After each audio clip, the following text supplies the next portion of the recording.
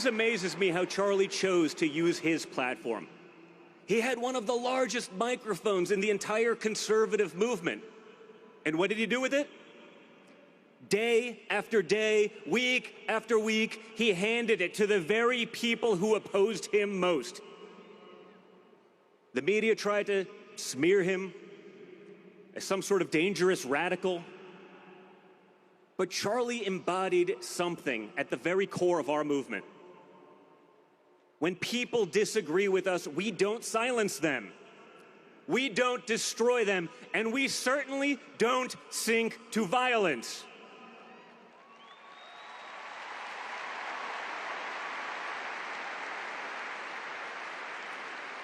We don't burn down their businesses. We don't scream at their children at Disneyland. No. We debate. We stand tall. And we win with our ideas.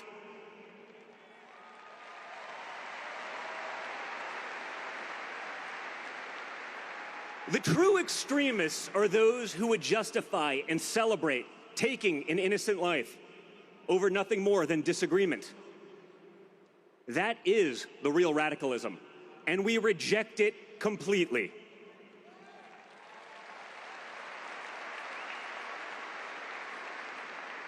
Charlie delighted in his belief that people could be persuaded.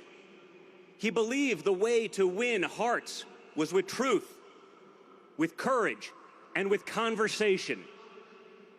He would always be the first to say, "You are welcome here." And that's what I want to leave you with today. If we're truly going to honor Charlie properly, his loss cannot be the end of the story. His legacy must be that when they took his life, 1 million more Charlies stepped up to fill the void.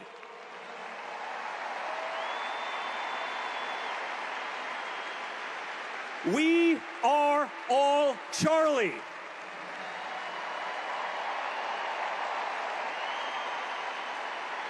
So let's send a message here today, guys. I want to make sure the world hears us loud and clear. Will you surrender? Will you back down? Will you give up in fear? Good. If you're among the millions of people watching today, please see this and know you are not alone.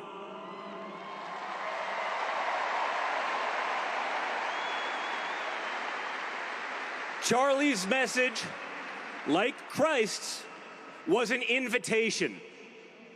If this resonates with you, and you believe American values are worth defending, welcome.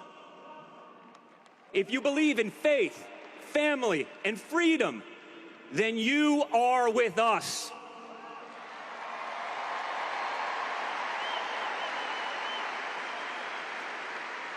No matter your past, no matter how you've voted, no matter where you come from, this movement is your home.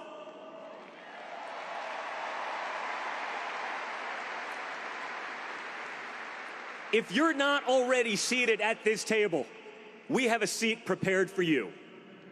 If you believe in God and family and country, you are one of us. If you believe our government should put the interests of our citizens first, welcome. If you believe American workers deserve dignity and American families should be able to afford a good life on one salary, welcome.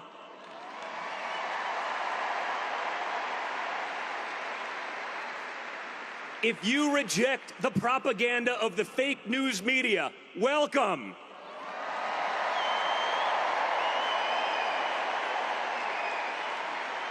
If you want to eradicate the criminal cartels and get drugs out of our communities, welcome.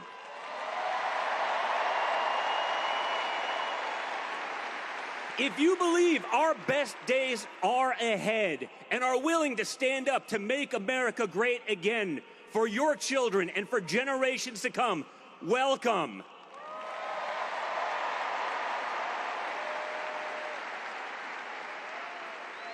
Charlie loved this country, its people, and the work of persuading others to believe in something greater than themselves. And if we live with that same courage, our legacy, like Charlie's, will live forever.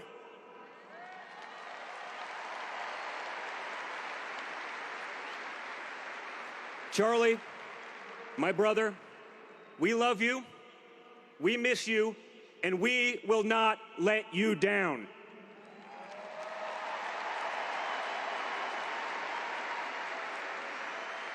And as the scripture promises, well done, good and faithful servant. Enter into the joy of your Lord.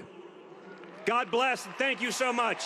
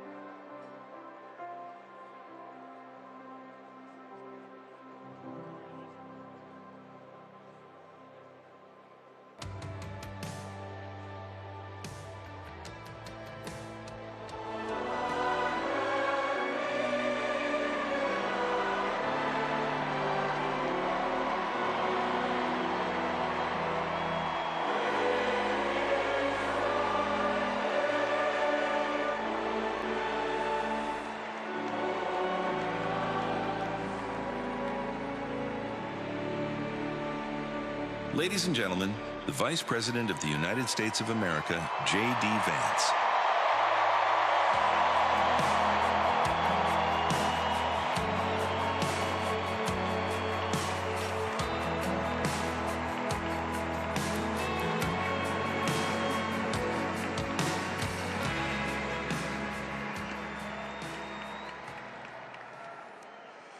Thank you. Thank you all so much. You know,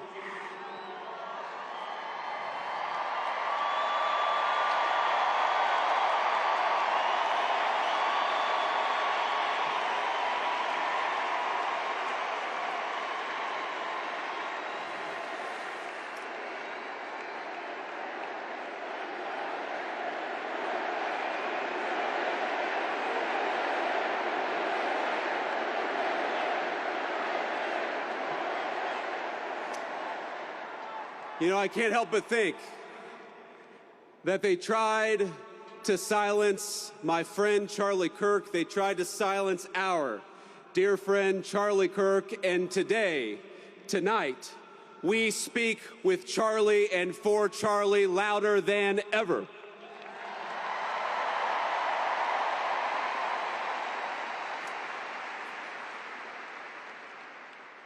The evil murderer who took Charlie from us expected us to have a funeral today, and instead, my friends, we have had a revival in celebration of Charlie Kirk and of his Lord Jesus Christ.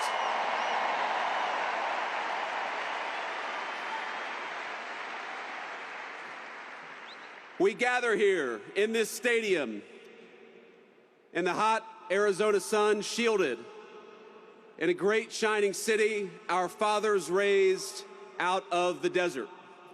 And from this desert, Charlie Kirk built a movement. He transformed the face of conservatism in our own time, and in doing so, he changed the course of American history. To rising generations across this country, Charlie exemplified kindness, courage, and a commitment to open debate. And he was a great debater, and we loved him for it. But Charlie loved debate not because he excelled at it, but because it was the vehicle for bringing the light of truth to dark places. And Charlie Kirk brought many truths in his life.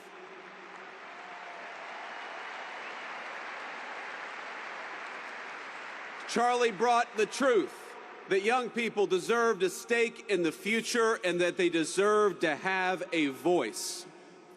He brought the truth that marriage and family were the highest callings, far more important than any job or educational credential.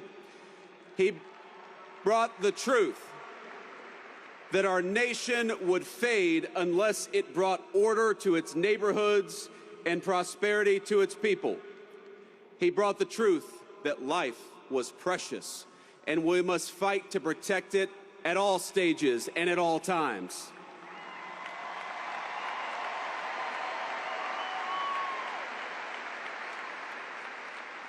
But most of all, Charlie brought the truth that Jesus Christ was the King of Kings and that all truth flowed from this first and most important one.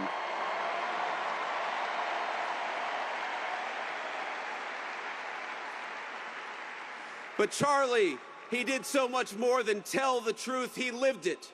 Charlie understood that the best evangelization was not in what you said, but in how you lived your life. And in this city, he lived his life well. He raised a wonderful family. He had a beautiful wife, 2 beloved children, and a loving and godly home. In this, he showed us the importance of family. He lived 3 decades he had on this earth with a sense of Christian virtue that would make any man, any person proud. And in this, he showed the importance of following God.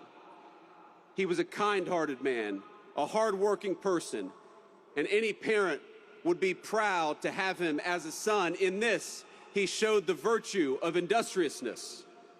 He was present and loving as any child would hope of his or her father, and in this, he showed the importance of strong Christian fatherhood.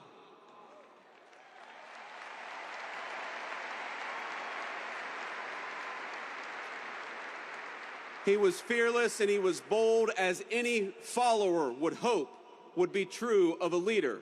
And in this, he showed all of us how to carry on after his death. You know, Charlie Kirk, he loved history. He devoured the ideas that formed the foundation of our civilization.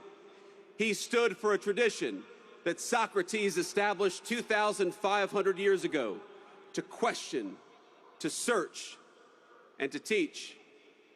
He was Athens and Jerusalem, the city of reason and the city of God in one person.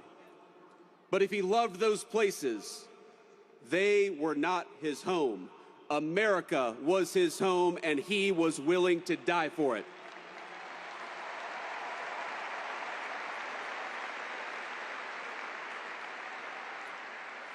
You know, Charlie, he loved this country with a contagious intensity. Anybody who talked to him knew it and felt it.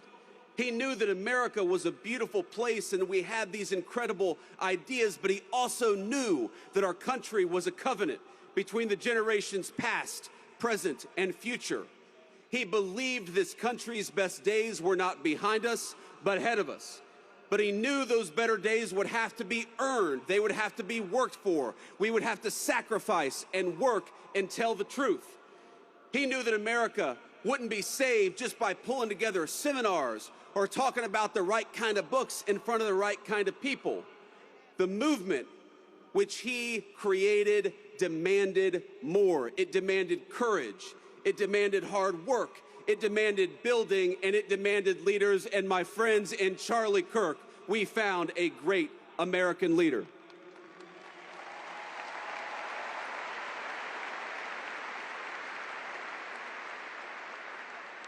Now, our whole administration is here, but not just because we love Charlie as a friend, even though we did, but because we know we wouldn't be here without him.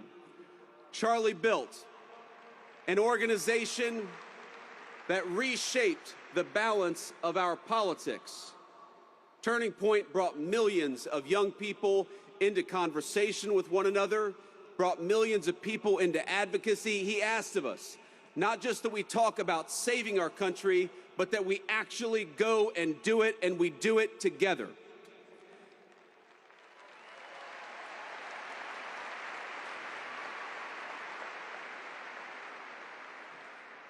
But even as Charlie built on a grand scale, his greatness was never only in his ambition. It was measured in the everyday moments as well, in the way that he treated ordinary people each and every single day. You know, you learn a lot about someone by how they treat others when the cameras aren't on. Charlie treated staffers as well as he treated the President of the United States. When I was just a guy polling at nothing in my Senate race back in 2021, Charlie helped me, not because I was a future vice president, but because I was a dear friend. I saw just a couple of months ago when a White House staffer struggled with the weight of his job and the responsibilities of new fatherhood. Charlie stopped what he was doing in the hallways of the West Wing and said a prayer for that staffer. Because Charlie believed that we were all children of God, he treated everyone with grace.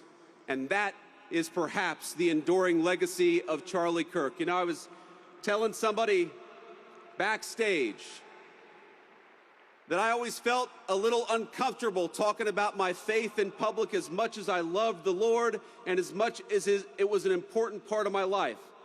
I have talked more about Jesus Christ in the past 2 weeks than I have my entire time in public life.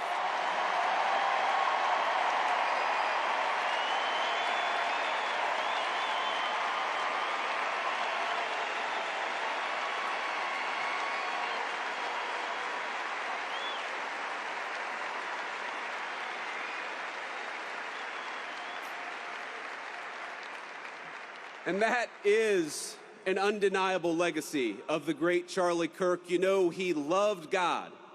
And because he loved God, he wanted to understand God's creation and the men and women made in his image. Now, much has been said over the last week about Charlie's ability to approach any topic, any person in good faith, an achievement that was only possible because Charlie knew that we were all children of God. He knew deep down the truth of Scripture. And from that confidence, everything else flowed. That unshakable belief in the gospel led him to see differences in opinion, not as battlefields to conquer, but as way stations in the pursuit of truth. He knew it was right to love others, your neighbor, your interlocutor, your enemy.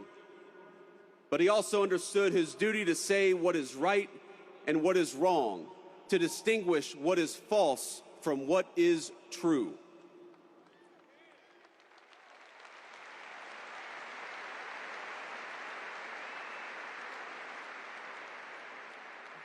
Charlie was slain, doing what he loved, telling the truth, proclaiming his faith, building out a dream. And now he's gone, and our hearts feel so empty because he's been taken from us. He's been taken from his parents and from his sister. He's been taken from our darling Erica and their beautiful children. And Erica, I know I speak for this entire auditorium when I say that we love you and we will never stop standing by your side, just as Charlie did.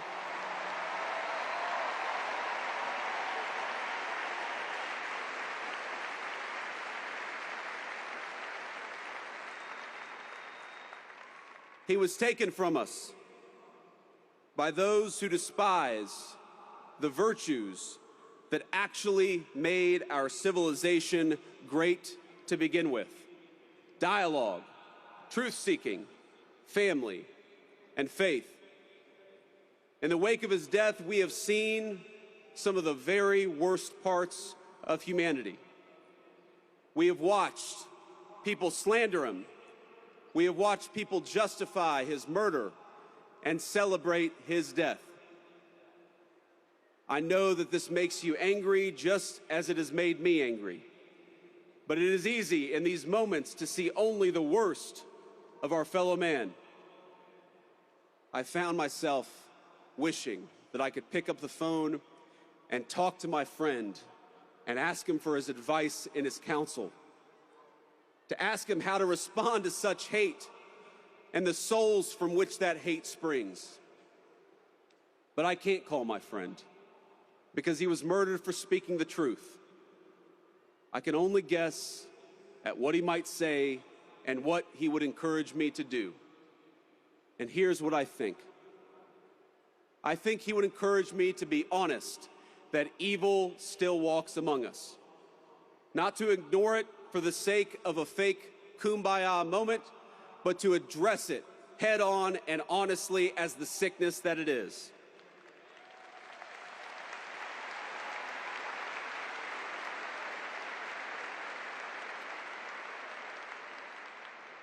But I also think he would encourage me, he would encourage all of us to focus on the good. He would encourage us to remember that for every hateful voice celebrating his murder, there are 1,000 people mourning it and fighting for his legacy every single day.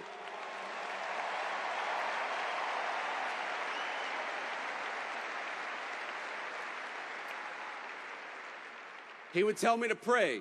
I'm certain of it. He would tell me to pray for my friends, but also for my enemies. He would tell me to put on the full armor of God and get back to work.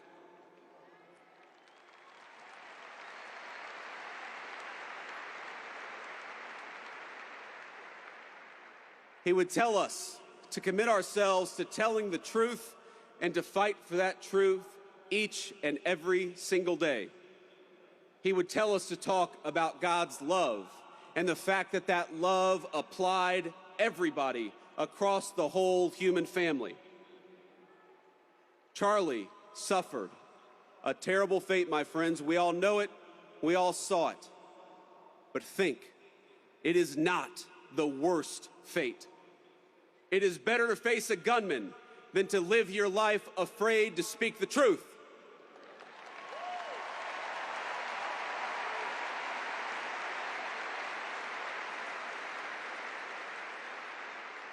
It is better to be persecuted for your faith than to deny the kingship of Christ.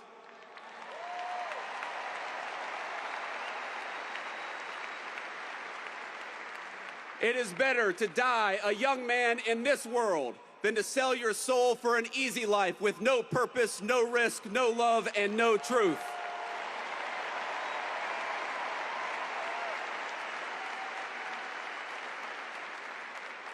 Christ told us in the Gospel of John, I have said these things to you, that in me you may have peace.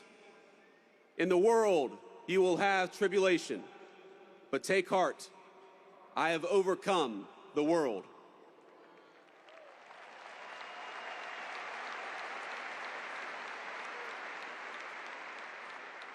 Charlie took heart, and now we must do the same. I've seen so many of you say, so many on social media, talk about for Charlie. We must do this for Charlie. For Charlie, we will speak the truth every single day.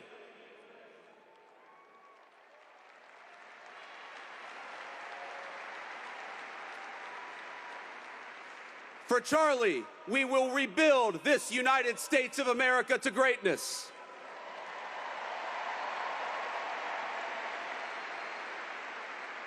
For Charlie, we will never shrink, we will never cower, and we will never falter, even when staring down the barrel of a gun.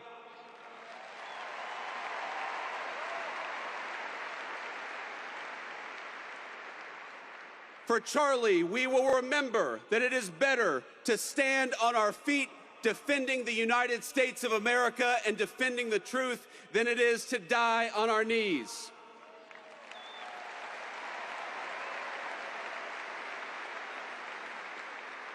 My friends, for Charlie, we must remember that he is a hero to the United States of America and he is a martyr for the Christian faith. May our Heavenly Father give us the courage to live as Charlie lived. That is what we must do for Charlie. You ran a good race, my friend. I love you. We've got it from here. Thank you.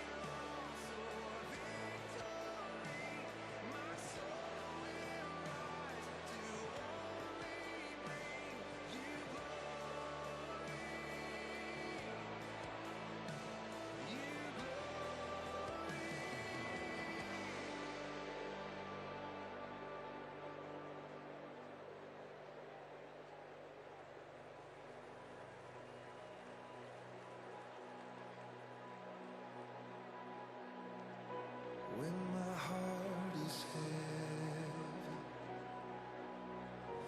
when my bones are weak, when I cannot stand up, your love will carry me. When this fear I'm fighting feels like sure defeat,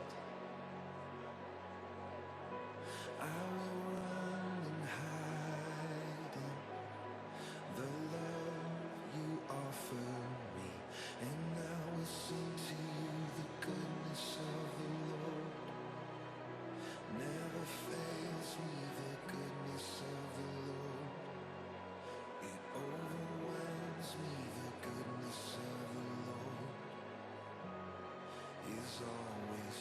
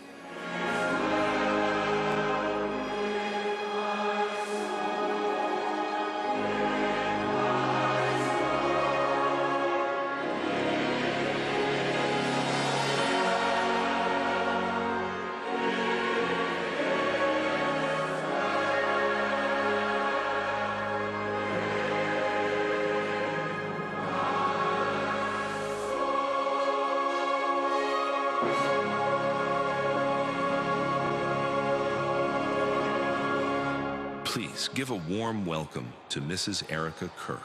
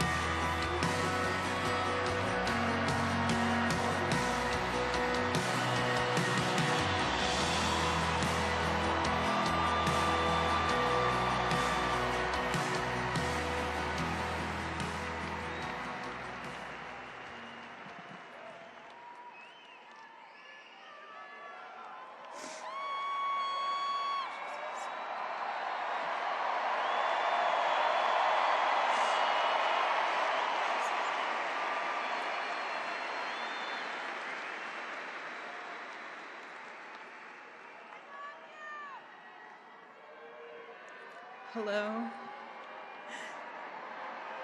God bless all of you for coming here from all over the world to honor and celebrate my Charlie.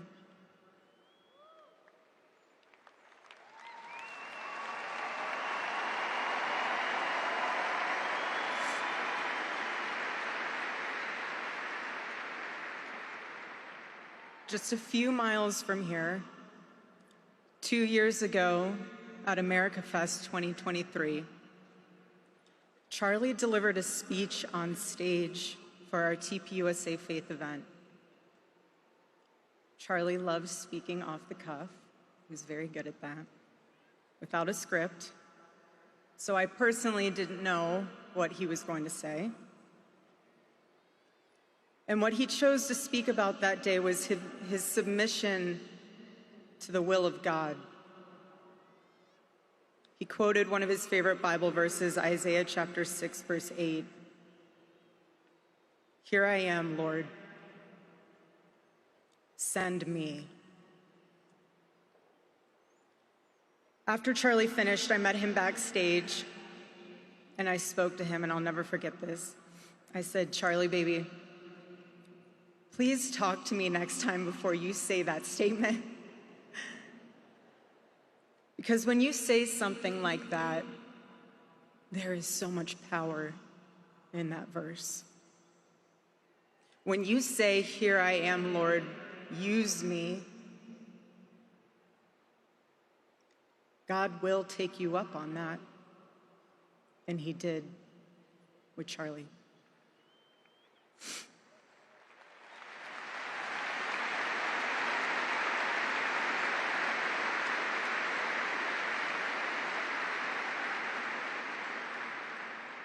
"11 days ago, God accepted that total surrender from my husband and then called him to his side. More than anything, Charlie wanted to do not his will, but God's will. And over these past 11 days, through all the pain, never before have I found as much comfort as I now do in the words of our Lord's Prayer, 'Thy will be done.'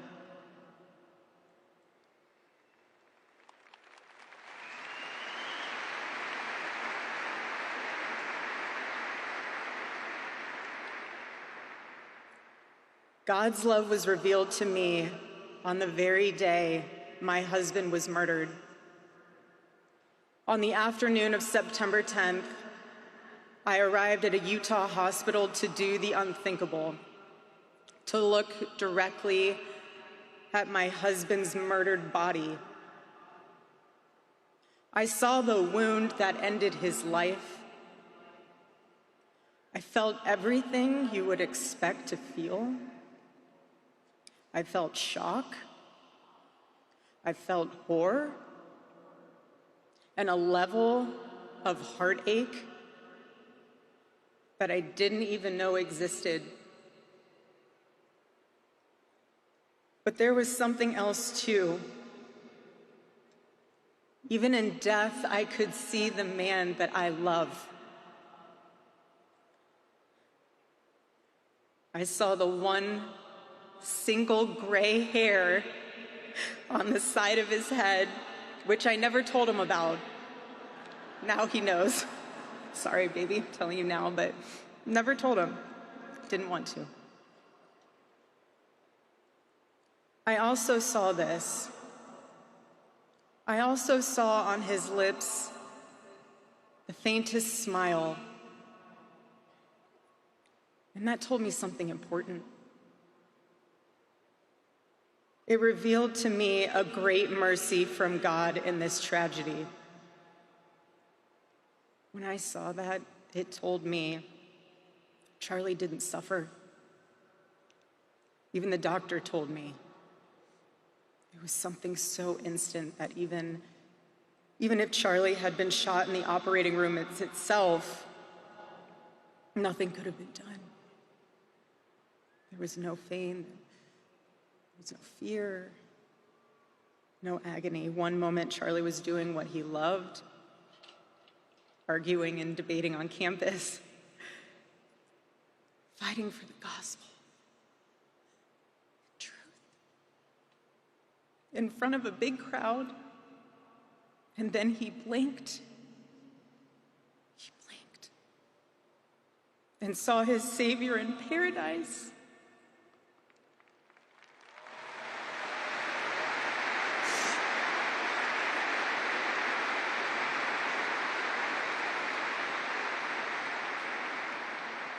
And all the heavenly mysteries were revealed to him.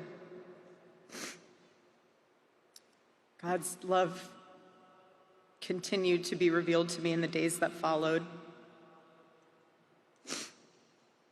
The next day on the tarmac in Air Force Two,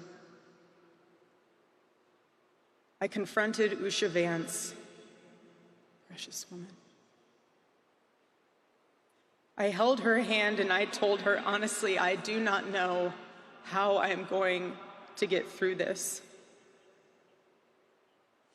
She told me something. She said, you know when you're on an airplane with your kids and it's the last 15 minutes of the flight and things are crazy, kids are not cooperating, toys are flying everywhere and everyone's screaming. And you think to yourself, I cannot wait for this flight to land. And it's 15 minutes before you land. And she told me, you will get through these 15 minutes and the next 15 minutes after that. Usha, I don't think you realized it then, but those words were exactly what I needed to hear. But most of all, God's mercy and God's love have been revealed to me these past 10 days. After Charlie's assassination, we didn't see violence. We didn't see rioting.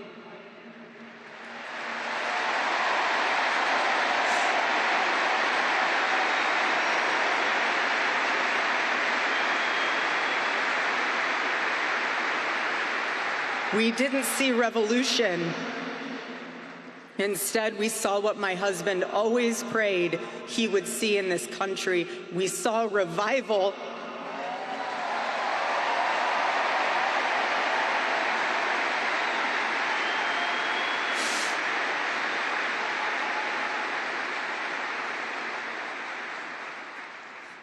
This past week, we saw people open a Bible for the first time in a decade. We saw people pray for the first time since they were children. We saw people go to a church service for the first time in their entire lives.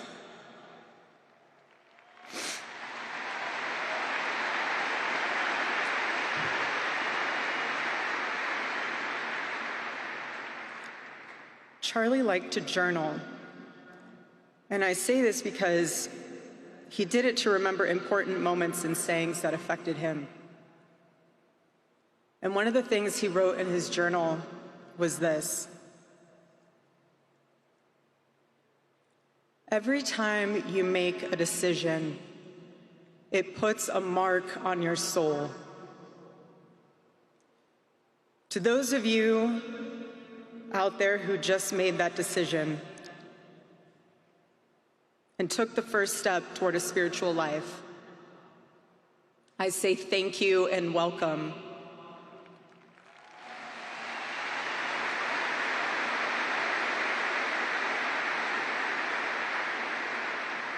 One day, I hope you look back and realize it was the most important decision of your life, because it is. All of you who are already believers, it is your job to shepherd these people. Do not take that lightly. Water the seed of their faith. Protect it and help it grow. Every day as Charlie rode into the office, he would go through his contact list. And I know there's many of you who were impacted by this. He would go through his contact list and send Bible verses for the day. He knew that faith was a habit. The more you live it, the more it grows. But know this too: the seed has only just been planted. The enemy will tempt you the most in a time like this one. God will always be there for you, but you must choose to mark your soul again and again in the direction of Christ.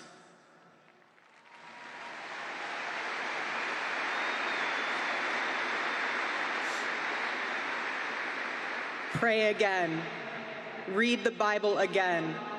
Go to church next Sunday and the Sunday after that, and break free from the temptations and shackles of this world.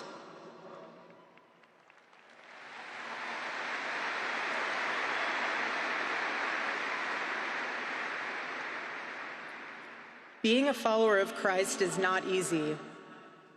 It's not supposed to be.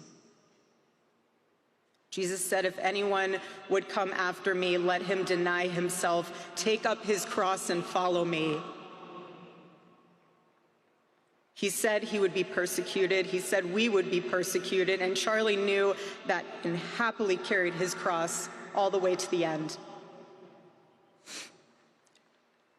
And I want all of you to know, while Charlie died far too early, he was also ready to die. There was nothing he was putting off. There was nothing that was too hard or too painful, or nothing that he just felt like he didn't want to do it. He left this world without regrets. He did 100% of what he could every day. But I want you to know something.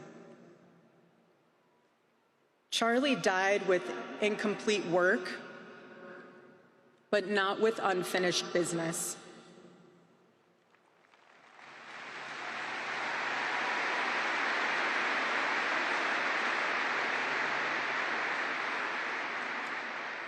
But I will miss him. I will miss him so much, because our marriage and our family were beautiful. They still are.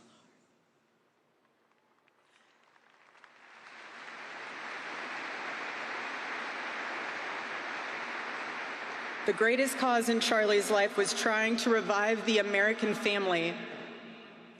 When he spoke to young people, he was always eager to tell them about God's vision for marriage and how, if they could just dare to live it out, it would enrich every part of their life in the same way that it enriched ours.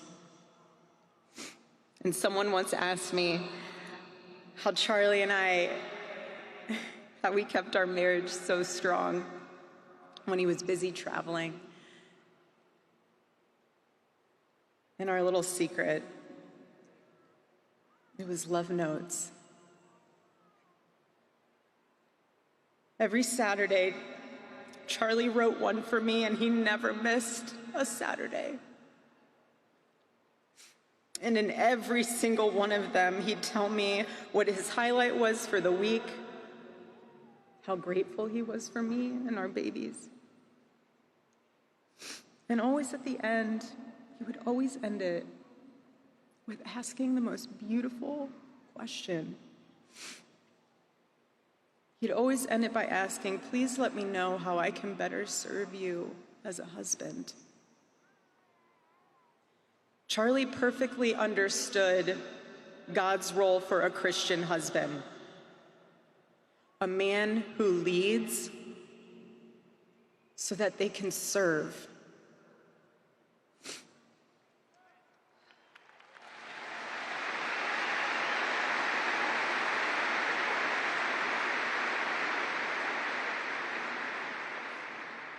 To all the men watching around the world, accept Charlie's challenge and embrace true manhood. Be strong and courageous for your families. Love your wives and lead them.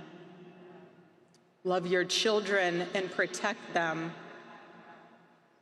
Be the spiritual head of your home. But please be a leader worth following. Your wife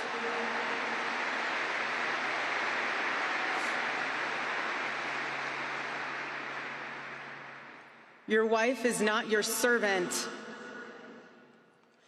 Your wife is not your employee. Your wife is not your slave. She is your helper. You are not rivals. You are one flesh working together for the glory of God.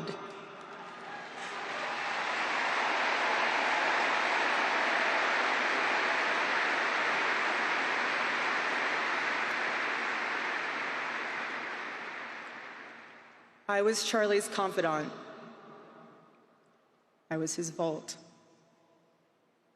his closest and most trusted advisor, his best friend.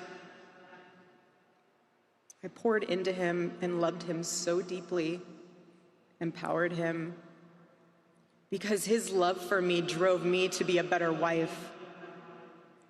Every day he honored me, and I prayed that I could be the wife that God needed me to be for my husband. Women, I have a challenge for you too. Be virtuous. Our strength is found in God's design for our role. We are the guardians. We are the encouragers. We are the preservers. Guard your heart. Everything you do flows from it. And if you're a mother, please recognize that is the single most important ministry you have.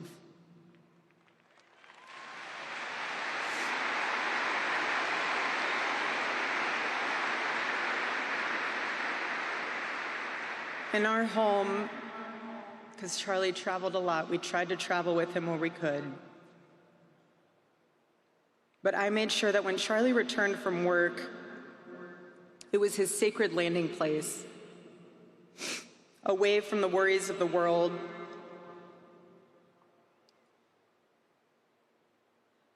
I didn't make him feel guilty for being away too long or too much, or getting home too late. I always told him, home is here for you. and it'll be ready for you. And I made it into this place where he wanted to be as soon as possible when he was on the road. There was no keeping score between us. We were a team, working together for the same mission.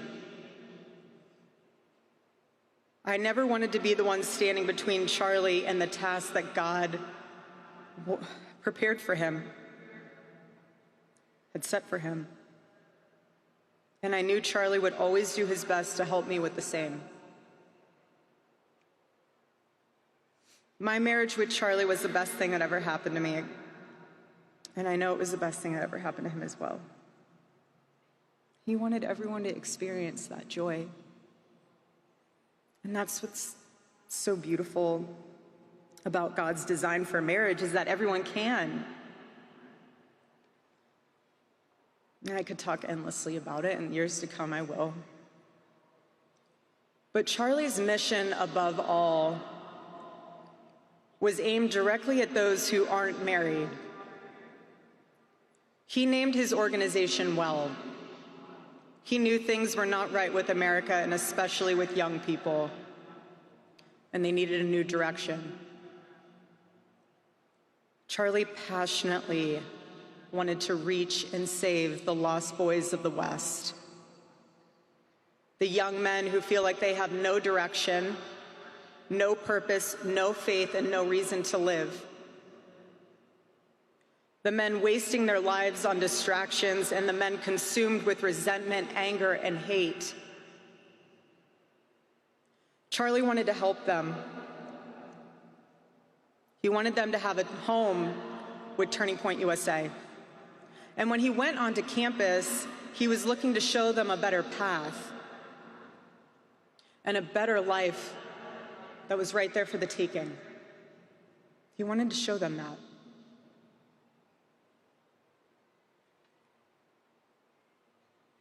My husband, Charlie, he wanted to save young men just like the one who took his life.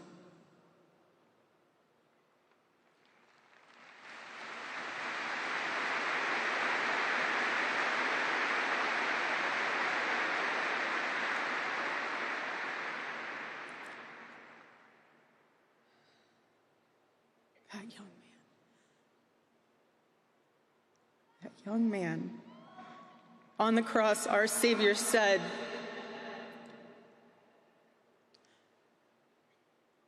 "Father, forgive them, for they not know what they do." That man, that young man, I forgive him.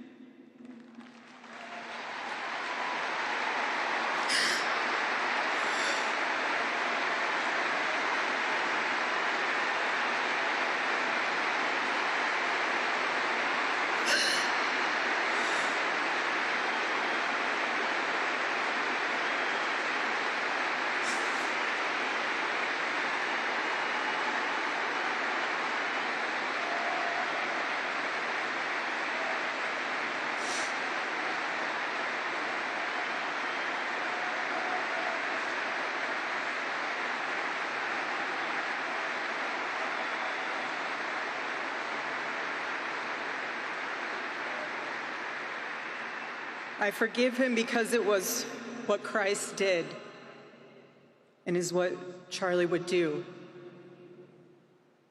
The answer to hate is not hate. The answer we know from the gospel is love, and always love. Love for our enemies and love for those who persecute us. The world needs Turning Point USA. It needs a group that will point young people away from the path of misery and sin. It needs something that will lead people away from hell in this world and in the next. It needs young people pointed in the direction of truth and beauty.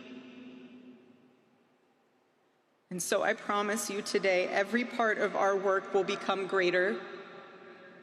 I am tremendously honored to be the new CEO of Turning Point USA.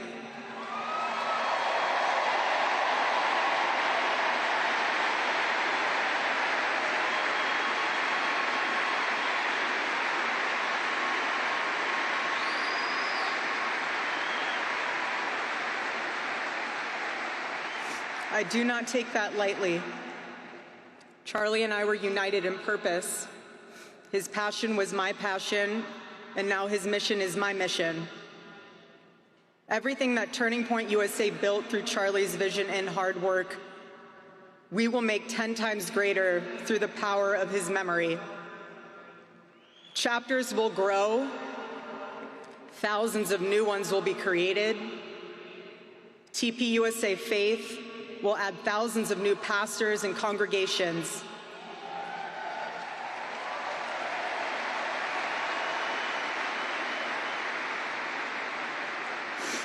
And yes, campus events will continue, and we will continue to hold debates and dialogue.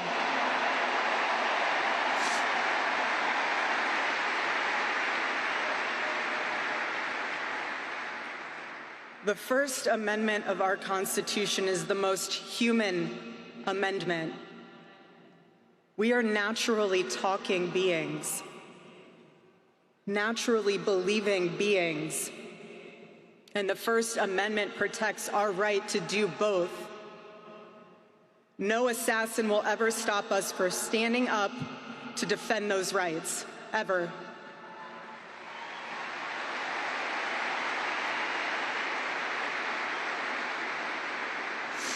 Because when you stop the conversation,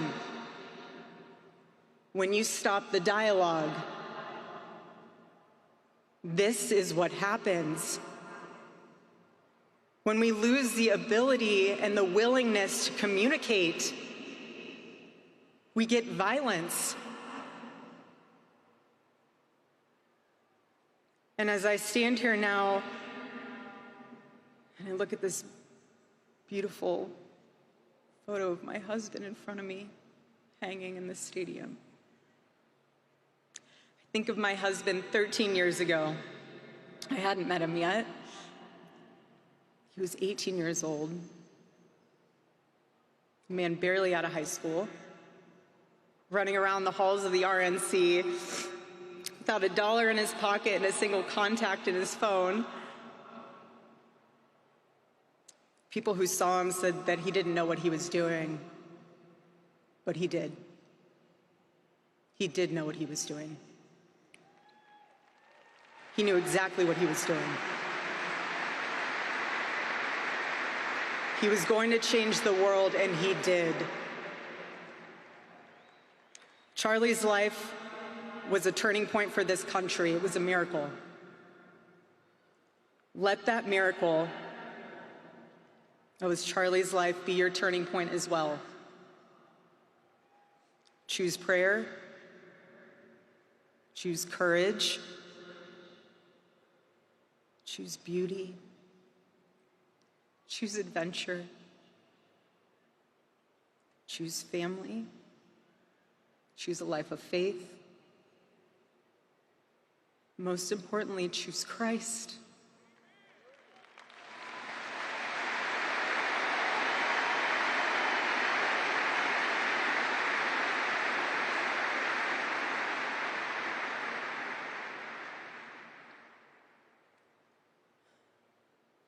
I love you, Charlie, baby.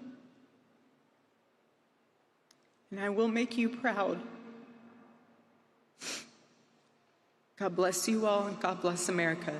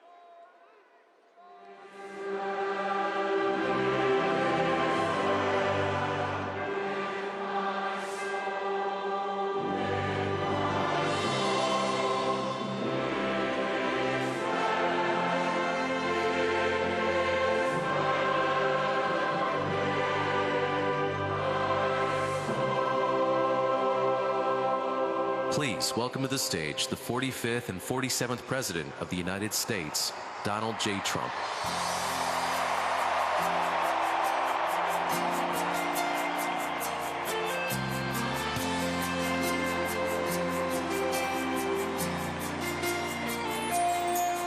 If tomorrow all the things were gone, I'd work for all my life, and I had to start again with just my children and my wife.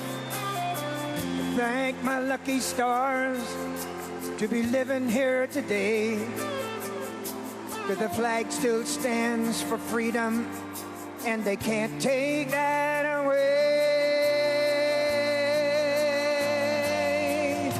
I'm proud to be an American, where at least I know I'm free. And I won't forget the men who died, who gave that right to me. And I gladly stand up next to you and defend her still today. 'Cause there ain't no doubt I love this land. God bless the USA.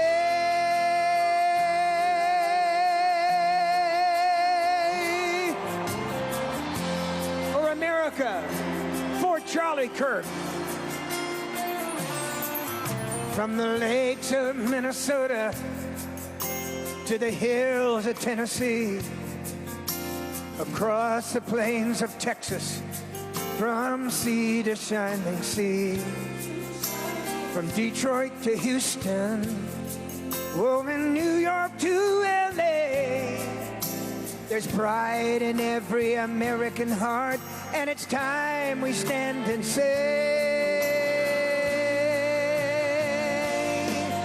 that I'm proud to be an American, where at least I know I'm free. And I won't forget the men who died, who gave that right to me. And I gladly stand up next to you and defend her still today. 'Cause there ain't no doubt I love this land. Sing it! God bless the USA.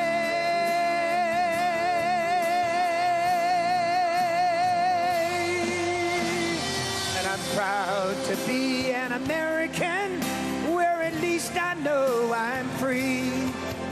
And I won't forget the men who died, who gave that right to me. And I gladly stand up next to you and defend her still today. 'Cause there ain't no doubt I love this land. God bless the USA.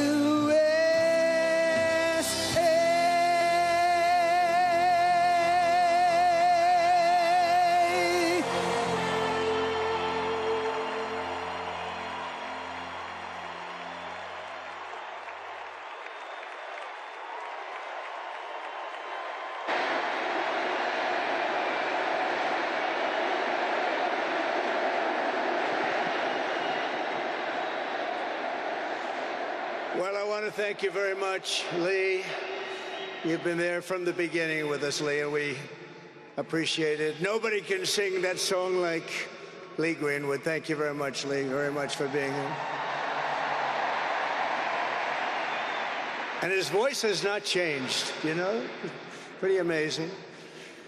And a special thank you to Erica, because today, America is a nation in grief, a nation in shock, and a nation in mourning.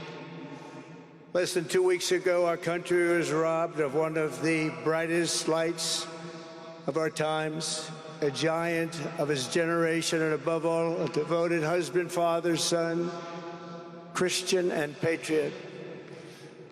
Charles James Kirk was heinously murdered by a radicalized, cold-blooded monster for speaking the truth that was in his heart.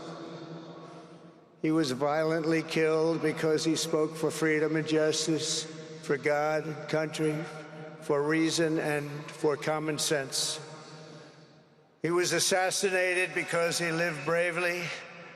He led boldly, and he argued brilliantly without apology.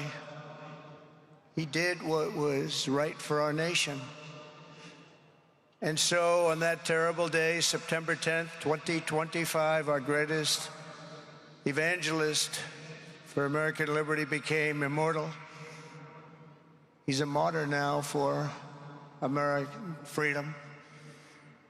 I know I speak for everyone here today when I say that none of us will ever forget Charlie Kirk, and neither now will history.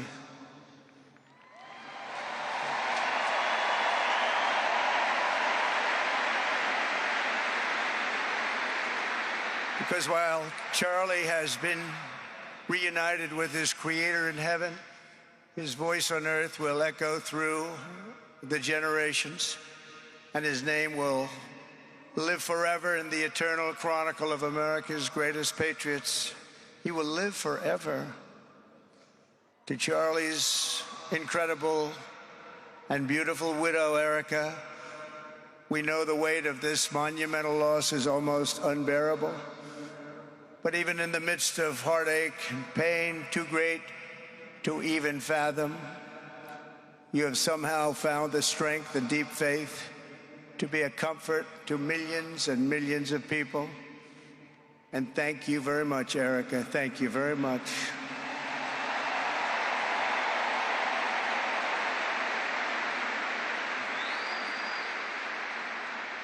Today, an entire nation wraps its loving arms around you and your beautiful children.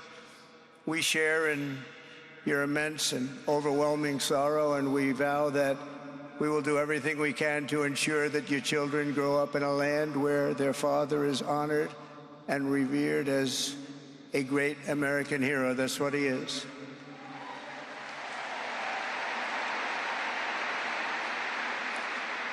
To Charlie's parents who lost their beloved son, and to the entire Kirk family, we know that no words can ever be enough to fill the void he leaves behind.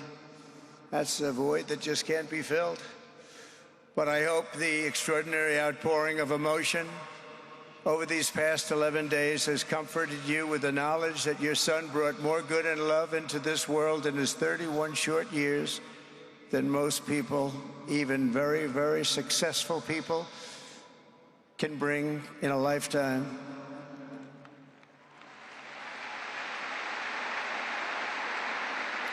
Charlie Kirk loved America with everything he had, and as we can see so clearly today, America loved Charlie Kirk.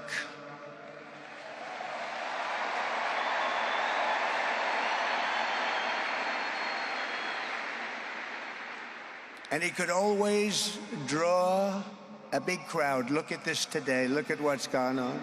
This is a big crowd.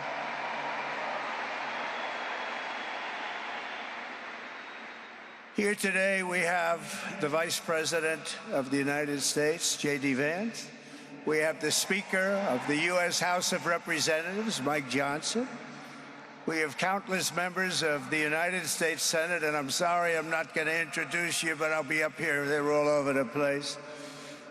And likewise, the House of Representatives, they're all over this big stadium.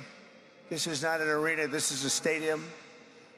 Our great cabinet and this stadium packed with rafters of people, not to mention the one across the street that also has tens of thousands of people, and they're watching us on screen right now.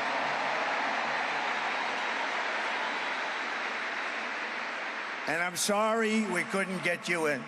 If anybody would like to give up your seat, please walk across the street. But this is like an old-time revival, isn't it? An old-time revival.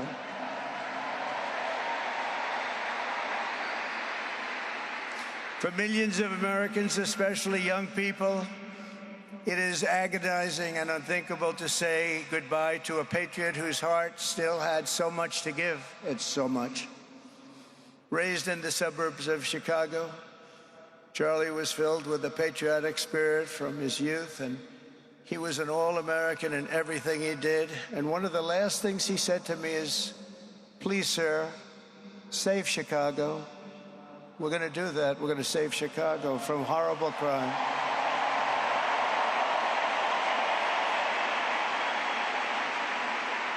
In high school, he was the quarterback of the football team and the captain of the basketball team. He was a good athlete. A lot of people don't know that about Charlie. He was an Eagle Scout who spent his school lunch breaks listening to another champion for liberty, somebody that he greatly admired, Rush Limbaugh.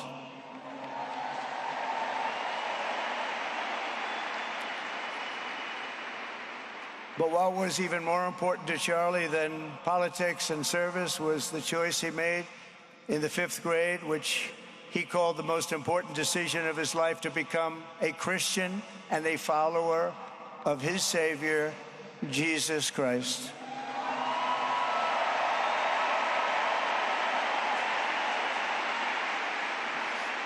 Inspired by faith and his love of freedom, Charlie did something remarkable when he was just 18 years old.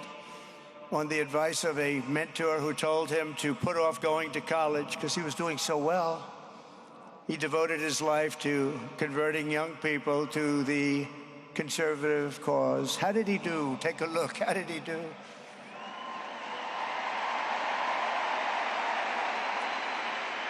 In 2012, 2 days after graduating high school, and with just $1,800 in his pocket, the young man from Illinois, who no one had ever heard of, started an organization whose grand ambitions were captured in its name, Turning Point USA. Great name.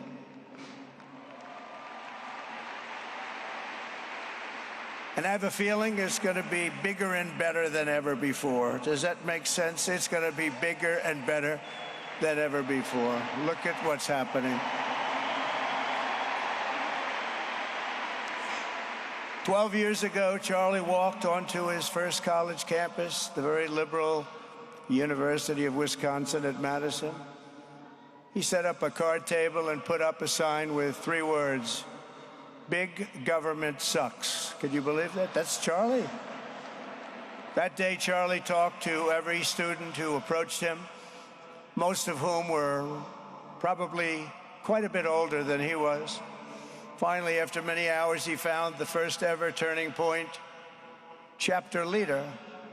His first year out of high school, Charlie traveled 300 days raising money and taking his message to campuses all over the country. He lived out of his parents' basement, and they actually loved having him there. They loved Charlie. Everybody loved Charlie. And on the couches of friends and supporters, he lived off couches for 2 years, 3 years, then life started getting a little bit different, but he was always the same. For 5 years, he refused to take a paycheck, but day after day, he worked from 5 a.m. in the morning till 11 p.m. in the evening, always. His staff remembers that he wore Walmart jeans and T-shirts from the Goodwill store. Remember the Goodwill store? It wasn't easy, but Charlie wasn't in it for money at all, never has been. Money was never his thing. He was always in it for the mission. As he liked to say even back then, we have a country to save. Just what he did. He'd call me all the time, "Sir, we have a country to save." I said, "Charlie, thanks very much for telling me that. I appreciate it." Charlie volunteered for my 2016 campaign and traveled the nation with my son, Don, and Eric. I got to know him very well and saw immediately that Charlie was actually a master builder of people. It was Charlie who first started organizing young black conservatives hungry for support and leadership. It was Charlie who stood up for persecuted Christians and Jews on college campuses. It was Charlie who helped bring online censorship, free speech, and cancel culture to the fore of our political debate. He was right up there with me. It was Charlie who helped unite MAGA and You know what MAHA is? That's right, Make America Healthy Again. And tomorrow we're going to have one of the biggest announcements, really medically, I think, in the history of our country. We're going to be doing it with Bobby and Oz and all of the professionals. I think you're going to find it to be amazing. I think we found an answer to autism. How about that? Autism. Tomorrow, we're going to be talking in the Oval Office in the White House about autism, how it happens, so we won't let it happen anymore, and how to get at least somewhat better when you have it, so that parents can help their child, their beautiful child. That's a big one. I've been bugging everybody over there, get the answer to that. You know, 20 years ago, 1 in 10,000 were born with autism. 20 years ago. The most recent survey says 1 in 12. How bad is that? That's for young boys, baby boys, but also girls, a little bit better. It's about 1 in 20, but we can't. Because obviously there was something really wrong, and we think we know what that is. It's going to be, I think it's going to be one of the most important news conferences I'll ever have, and I look so forward to it.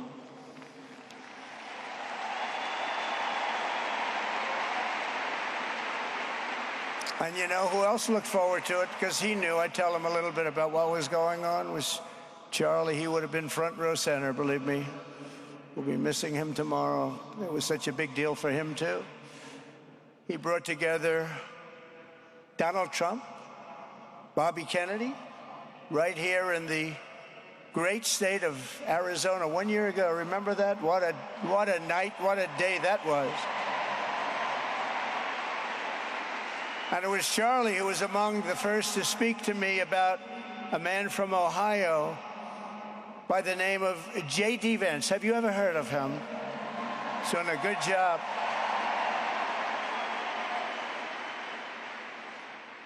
But Charlie would often call me, sometimes the night before a big event, the other side of the country. And he'd ask me, he'd say, do you think you could come and speak at the event? The following day, right? I'd say, Charlie, I'm the president of the United States. You want me to travel 4 hours by plane? And you know, sometimes I did it. He was a very good guy. He was a very convincing guy. He didn't stop, but he would ask for things like that. Sir, could you be tomorrow in California? I said, Charlie, give me a break, please. He just wouldn't stop, and he succeeded. But I almost always went because you never wanted to let Charlie down. He worked so hard, you just didn't want to let him down. I felt guilty. He'd make me feel very guilty. As president, many people asked me for things, but Charlie was one of the few who always gave more than he took. He was a giver, much more than a taker.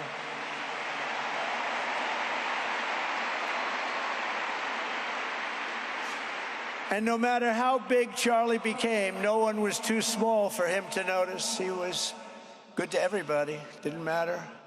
Several years ago, a fourth grader asked Charlie to appear on his podcast, which was probably only watched by the parents of that fourth grader. And Charlie, who was actually pretty hot at the time, to be honest, he agreed, and the boy asked for advice. Charlie replied, the left, I call it the radical left. I call it sometimes the radical left lunatics. But Charlie didn't say that, he called it the left. He was probably right, but I can't help it. I can't help it. So he said the left, radical left lunatics, may have all the money in the world, but they can never outwork me. I will wake up as early as I need to. About himself, I will stay up as late as I need to, and I will never stop fighting for our country. And he did this until his dying breath. That's what he was doing. That's what he was doing. Think of it. Wow. What a horrible moment. I was in the Oval Office when I heard they came in, and it was like a surreal experience, a terrible, terrible. I had some very big people in the Oval Office, and I was in the midst of a very important conversation for our country, big people, the biggest. And I said, you have to leave now. When they told me that, they told me in front of a group of very powerful people, I said, you have to leave now, right now, please. Right now. You have to leave, go. By his own determination and skill, Charlie Kirk built Turning Point from his humble beginnings, the beginnings that nobody believed could ever end up something like this, into a great movement and a juggernaut of American politics. And you know, we have a massive stadium loaded up with people, but he got tremendous crowds before he had this kind of horrible news and before we had to hear what happened so terribly. He delivered more than 250 speeches a year at over 200 colleges and universities, and that was at a time when it was not really vogue to go to colleges and universities if you were a conservative. It really took great courage. And we used to talk, and I said, you know, I think they're much more conservative than we know, and he agreed, but it just wasn't something that was happening because the radical left would do very bad things, very dangerous things. But Charlie set up chapters on 2,200 campuses and spoke at more than 1,000 churches. He launched a podcast and radio show that grew to an audience of 1 million Americans a day, one of the bigger shows on radio.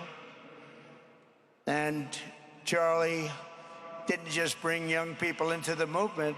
All of a sudden, it started to grow by leaps and bounds. By 2024, we won more young people than any Republican candidate in the history of our country, including, for the first time, a majority of males under 30. Can you believe it? Remember when Republican presidential candidates would get 4%? No, we did unbelievably with young people. And he was a big, big factor. Unbelievable. But he made me work for it. Sir, you have to make a speech here, you have to make a speech there. But we did it, and we won, and our country is doing unbelievably well now. We had a country that was dead 1 year ago, and now we have the hottest country anywhere in the world. And Charlie helped us make it that. One of the great people.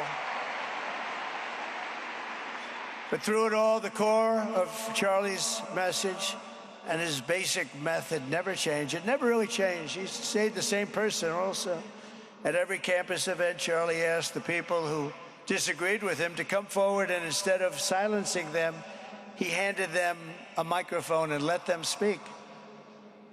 And he'd convinced so many of them. It was a pretty amazing thing to watch, actually.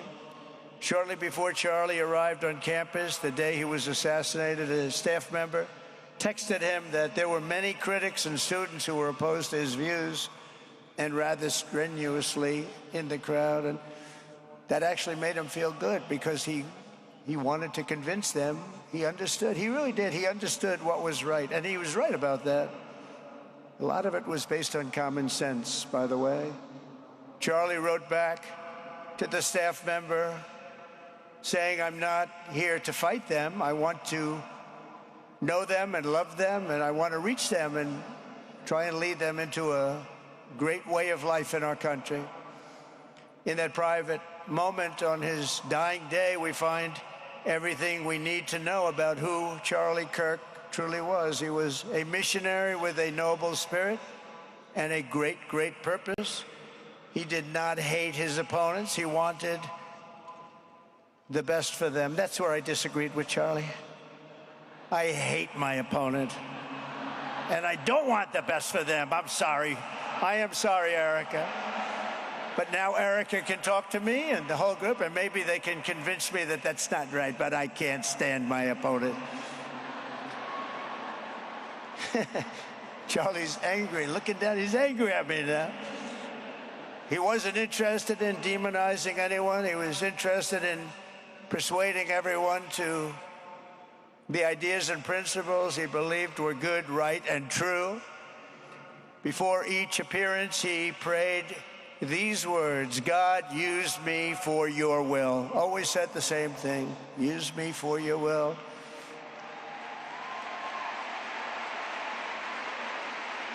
And that is exactly what God did. When you think, that's exactly what he did. The more success Charlie had, and he was getting more and more successful, the more dangerous his mission became. On campuses all over the country, his quest for open dialogue was met with menacing hate.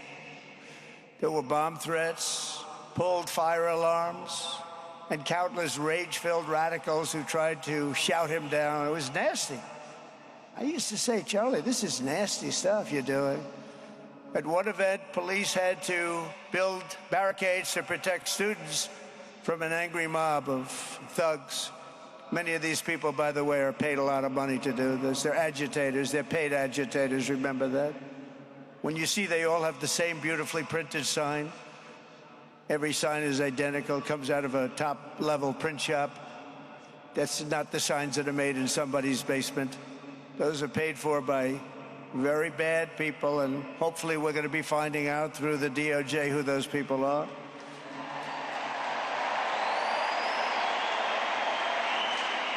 At another college, Antifa terrorists shattered windows, threw rocks, and tried to storm the building where Charlie was speaking. It was a really bad one. Often dozens of police officers were needed to prevent left-wing violence. And the violence comes largely from the left. You don't hear that from too many people, do you?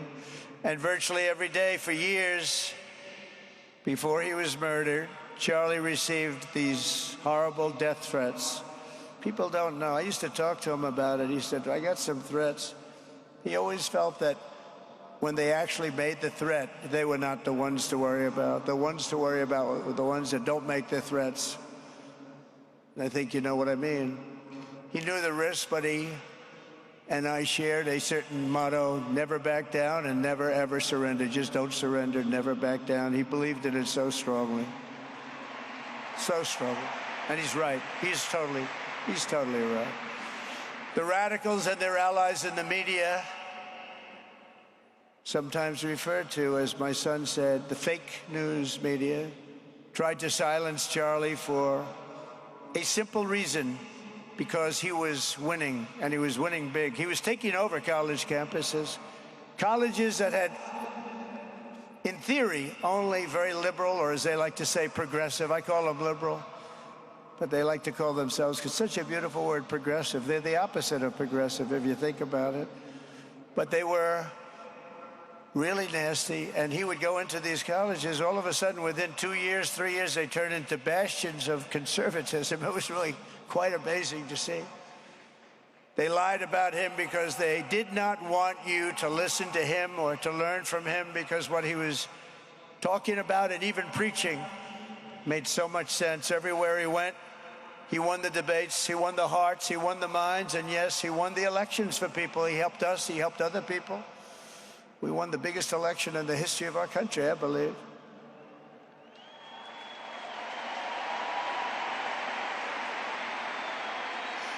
Charlie Kirk was without a doubt among the most influential figures in the most important election in the history of our country. The election of, that beautiful day, November 5th, 2024. Do you remember that day? It was 9 months ago. What a day that was. I mean, we had a pretty good day in the first one. And I must tell you, on the second one, we had a phenomenal day. But a lot of bad things happened. And now that's not even questioned. They cheated like dogs. But we got them back, didn't we, huh? Got them back. But we owe Charlie a profound and eternal debt of gratitude now. Just like Charlie and Erica made Turning Point hot, we are looking at a country that has the chance to attain a level like never before. Tariffs are making us rich again, richer than anybody ever thought was possible. And the only one challenging them are people that hate our country or foreign countries that are paying a price, because they did the same thing to us for years. They took advantage of us, but we're making money. We're becoming richer and richer, and we're taking care of our people better and better when we do that. And we can take care of other countries better and better, but we're doing unbelievably well. The tariffs have really been a hold. The election was big, but the tariffs, because of the election, came in. And remember, other nations do that to us. And Charlie understood that. He saw the money. He saw what was coming into our country, and we can use that for Medicare, Medicaid, Social Security, all of these things that we fight so hard for. And that's exactly what's happening. The numbers are incredible. When the news finally came out on election night last November that the race was officially won, came out pretty early in the night. Charlie was live on camera. In that moment, he was overcome with emotion. I've never seen him like this. He was so happy. For a long while, he said nothing. His eyes were filled with tears, and then he buried his face in his hands and he started crying. That wasn't the Charlie I knew, but in thinking about it, it actually was the Charlie I knew, because he had a tremendous heart. He just wanted what was good for our country, and he saw us going in such a horrible direction. Lovingly, Eric, and this was so beautiful, Erica put a MAGA hat on to cover his bowed head. I like that very much. MAGA, we love. Does everybody love MAGA? Make America great again.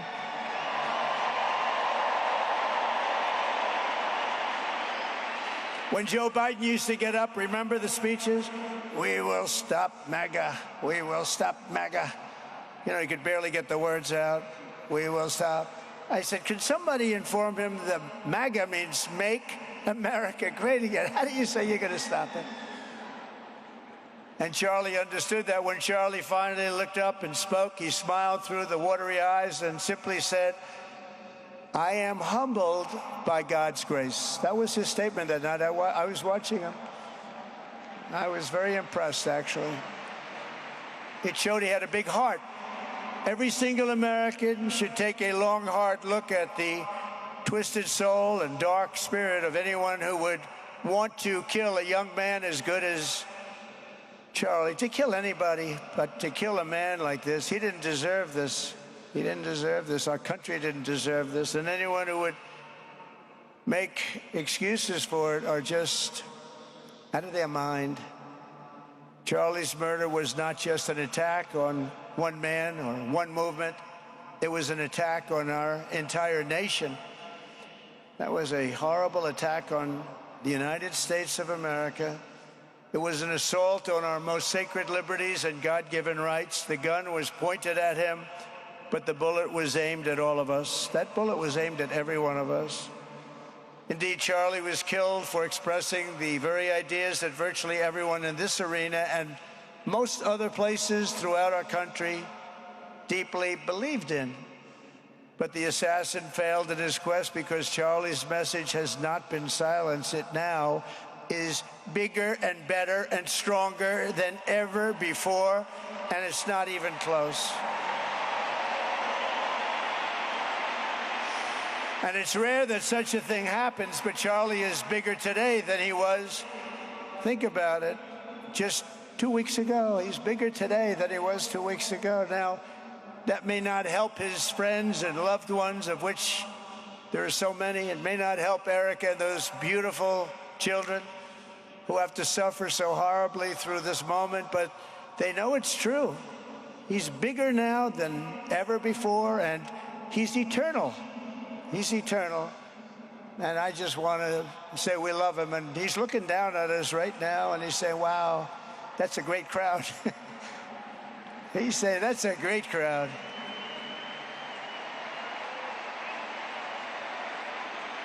And it's a great crowd of patriots. But that's why I will soon award Charlie the nation's highest civilian honor, the Presidential Medal of Freedom. It's the highest civilian honor.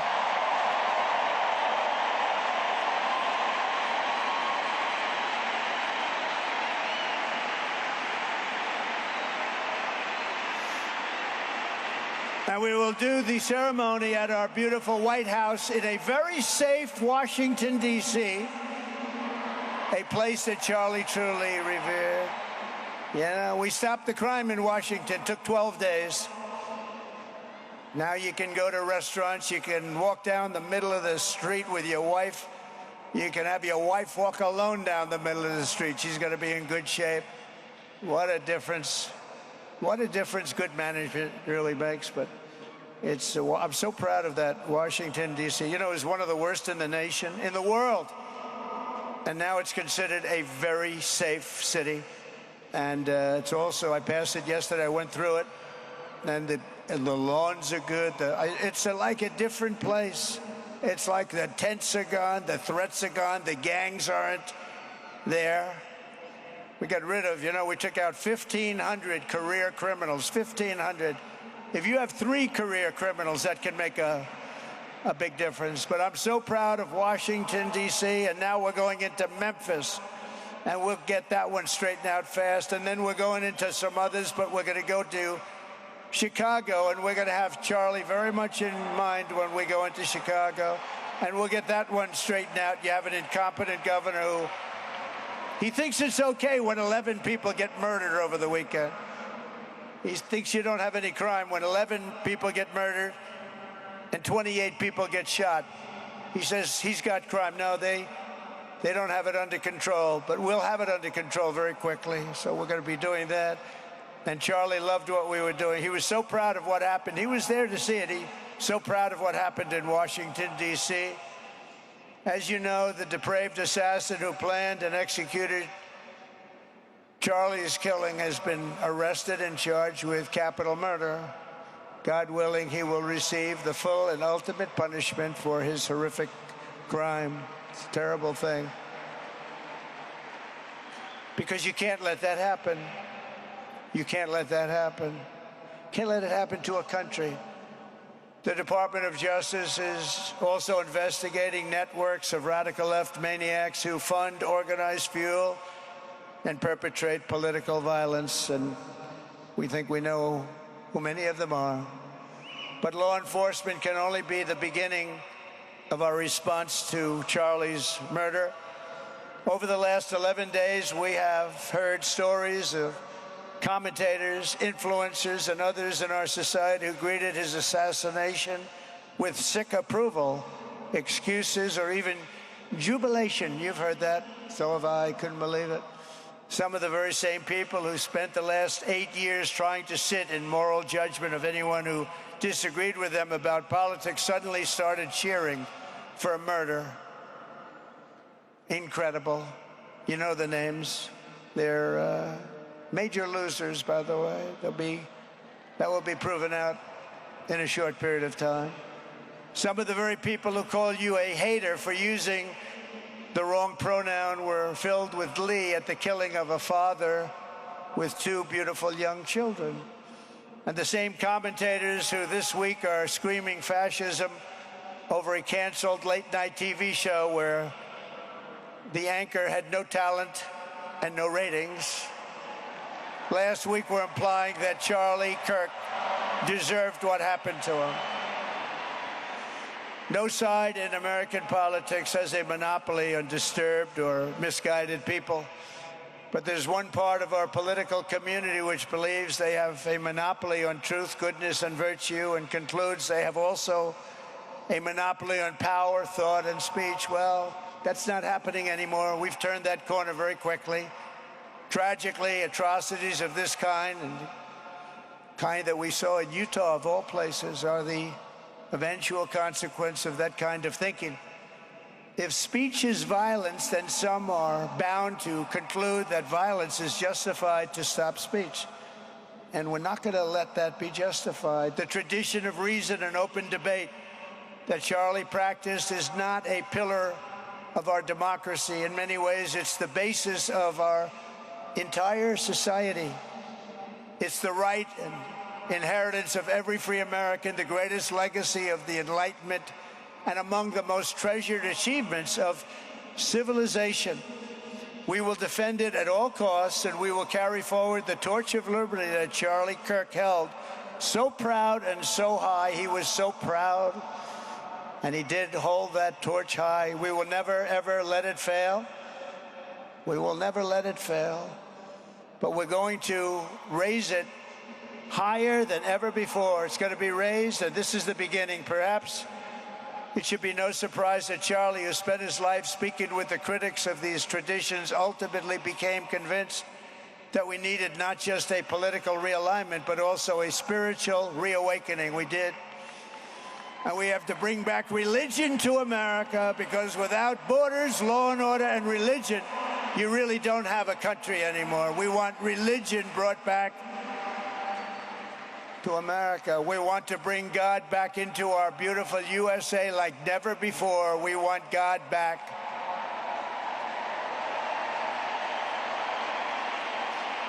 Charlie would have been so pleased to hear his friends and colleagues today giving testimony and giving glory to God.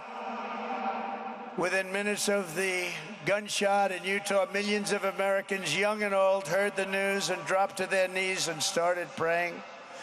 Even many who rarely prayed asked God for a miracle. Please, God, save Charlie. But although Charlie's time with us on earth has ended, those prayers for a miracle have already been answered. Look at what's happening. Look at what's happening.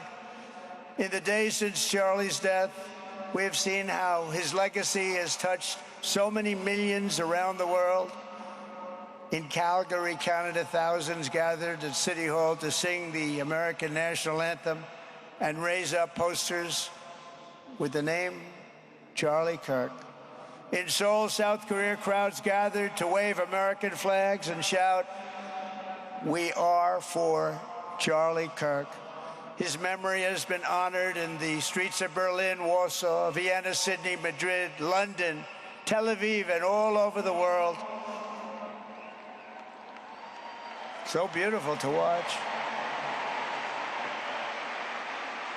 A man as far away as rural Australia texted a pastor, "I'm going to come to church tomorrow for the first time ever." The pastor asked, "Why is that?" The man replied, "Because of Charlie Kirk." Can you imagine? The lesson of Charlie's life is that you should never underestimate what one person can do with a good heart, a righteous cause, a